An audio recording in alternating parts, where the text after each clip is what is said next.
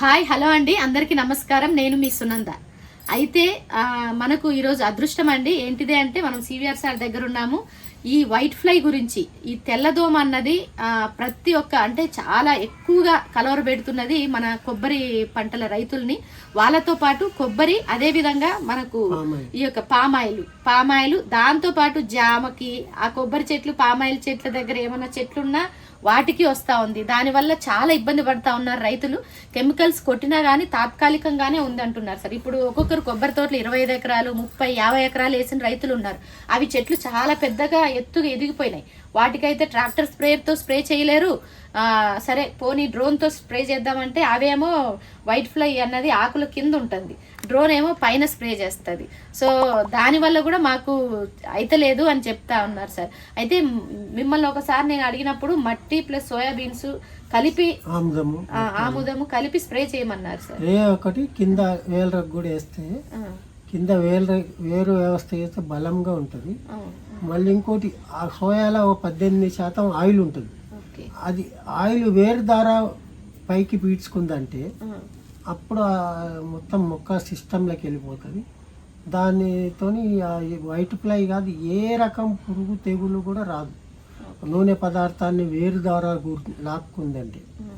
So ఇది ఒక్కటి spray and వేరు రెండు అయితే కంట్రోల్ అయ్యి ఇప్పుడు సిస్టంలోకి వెళ్ళాలంటే దాని వేరు సోయా ఆముదం పిండి వేసినా మట్టిలో కలిపి వేసినా కానీ ఆ పిండిని కూడా లాక్కుంటారు.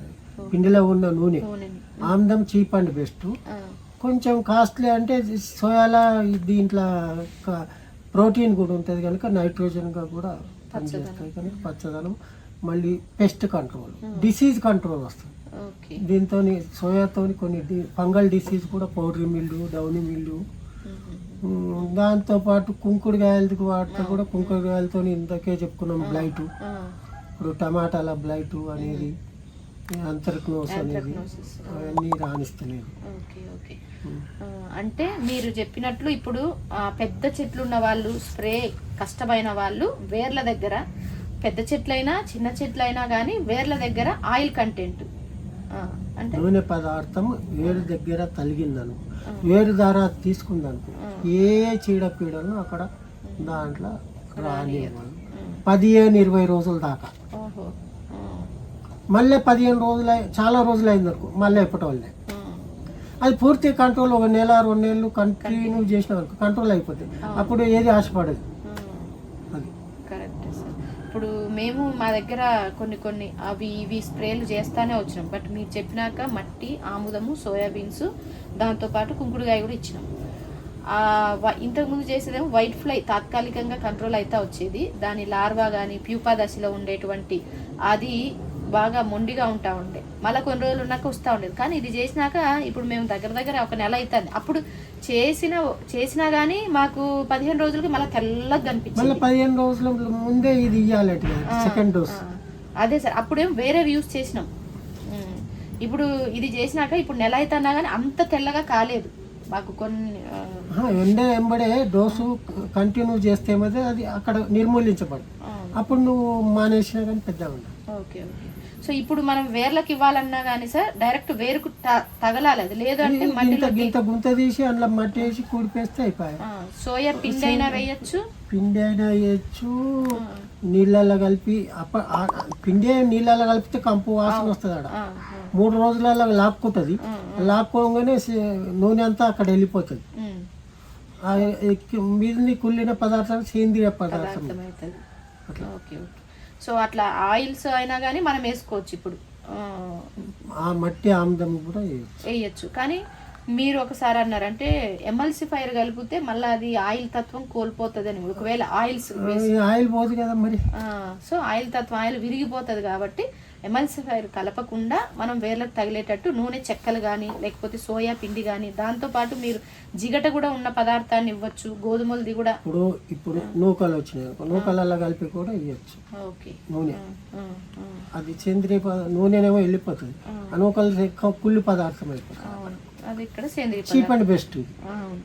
ఆముదం పిండి లేకపోతే సోయా కొనుక్కొచ్చే బదులు గోధుమలు కూడా పిండి బట్టి ఆడ 3 రోజులలో కుళ్ళిపోతుంది. ఆ నూనె ఏం కలుపుతాం నూనె అది పైకి వెళ్ళిపోతుంది. పైకి పోతుంది. సో నూనె ఎడిబుల్ ఆయిల్ అలా తినే నూనె. ఆ, నూనె అంటే ఇక చాలా ఉంటాయి. అవునవును. సో అట్లా చేసుకుంటే మనకు ఈ వైట్ ఫ్లై అన్నది పెద్ద చెట్ల వాళ్ళకు, స్ప్రే చేసుకోలేని వాళ్ళకు ఇట్లా చేయొచ్చు. స్ప్రే చేసుకునే వాళ్ళకు వేరు ద్వారా ఒక 3 సార్లు ఎక్కియండి. ఈసారి ఎక్కించడం మళ్ళీ 14 రోజులు, మళ్ళీ 14 రోజులు, అట్లా 3 సార్లు ఎక్కిస్తే అది సిస్టమ్ అక్కడ ఏమి ఉండదు. సో ఈ విధంగా చేసుకుంటే చాలా రిలీఫ్ అంటున్నారు. సో ఇది అండి సార్ చెప్పడం. ఏంటిదంటే అందరినీ భయపెడుతున్నది, బాగా ఇబ్బంది పడుతున్నది ఈ వైట్ ఫ్లై వల్లనే. చాలా ఎవరు ఫోన్ చేసినా కానీ నేను కూడా చూస్తా ఉన్నా, ఈ వైట్ ఫ్లై అన్నది చాలా దారుణంగా విస్తరిస్తూ ఉంది. సో దీనికి పరిష్కారం మనం సివిఆర్ సార్ గారు చెప్పినట్లు నూనె కంటెంట్ ఉన్నటువంటి పదార్థాలను మనము స్ప్రే చేసిన మట్టిలో, మళ్ళీ మట్టి, ఆముదము, సోయాబీన్స్ పౌడర్ చేసి కానీ, లేదా సోయాబీన్స్ని రాత్రి నానబెట్టి పొద్దున్న గ్రైండ్ చేసిన వెంటనే స్ప్రే చేయాలి అని చెప్తారు. లేదు అంటే అది మళ్ళీ నూనె తత్వం కోల్పోతుంది. గ్రైండ్ చేసి 2-3 రోజులు పెట్టినప్పుడు ఆయిల్ అన్నది అది ఆ నూనె తత్వం కోల్పోయి డికంపోజ్ అయిపోతుంది. అట్లా లేకుండా ఫ్రెష్గా సోయాబీన్స్ని రాత్రి నానబెట్టి పొద్దున గ్రైండ్ చేసి వెంటనే మీరు వడగట్టి స్ప్రే చేయొచ్చు. లేదు అంటే పిండి పట్టించి గోధుమలు సోయాబీన్స్ని సమానంగా తీసుకొని పిండి పట్టించింది కూడా మీరు ఆ పిండిని కూడా నీళ్ళల్లో బాగా మెత్తగా ఉండేటువంటి పిండిని నీళ్ళలో కలిపి మట్టి, ఆముదము, మళ్ళీ ఈ పిండి, కుంకుడుగాయ కలిపి స్ప్రే చేయొచ్చు. అలా చేయొచ్చు. మళ్ళీ కింద కూడా ఇచ్చినట్లయితే, పైన కింద 2 ద్వారా ఇచ్చినట్లు అయితే చాలా బాగా కంట్రోల్ అవుతుంది. ఒక 3 డోసులకైతే పూర్తిగా నిర్మూలించగలము అని సార్ మాటల్లో విన్నాము. ఎందుకంటే ఇవి వేర్లకు ఇవ్వాలంటే వేర్లకు టచ్ కావాలి నూనె. లేదు అంటే వేర్ల దగ్గర పోయేంత వరకు టైం పడుతుంది కాబట్టి అది డికంపోజ్ అయ్యే ఛాన్స్ ఉంది. కాబట్టి మనం నూనె చెక్కలు కానీ, లేకపోతే ఈ పిండి కానీ, సోయా పిండి కానీ, లేకపోతే బియ్యం నూకకు కూడా ఇది మనం ఈ నూనె పదార్థాన్ని పట్టించి అక్కడ వేసినట్లయితే, చిన్న గుంతలాగా తీసి ఆ చెట్టును బట్టి తగిన మోతాదులో వేసుకున్నట్లయితే అది సిస్టంలో వేర్ల ద్వారా దాని బాడీలోకి వెళ్ళిపోతుంది, ఆ మొక్కలోకి వెళ్ళిపోతుంది. కాబట్టి సో ఆ నూనె ఉండడం వల్ల ఆ వైట్ ఫ్లై కానీ ఏమన్నా ఉన్నా చనిపోవడం జరుగుతుంది.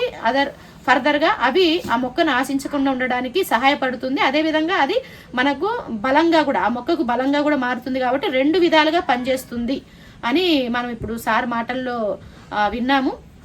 మేమైతే దీన్ని స్ప్రే చేస్తూ ఉన్నాము, డ్రెంచింగ్ కూడా చేస్తూ ఉన్నాం. చూడాలి దీని రిజల్ట్. మళ్ళీ మీకు ఇంకా కొంత ఫీడ్బ్యాక్ కూడా తీసుకొని ఇస్తాము.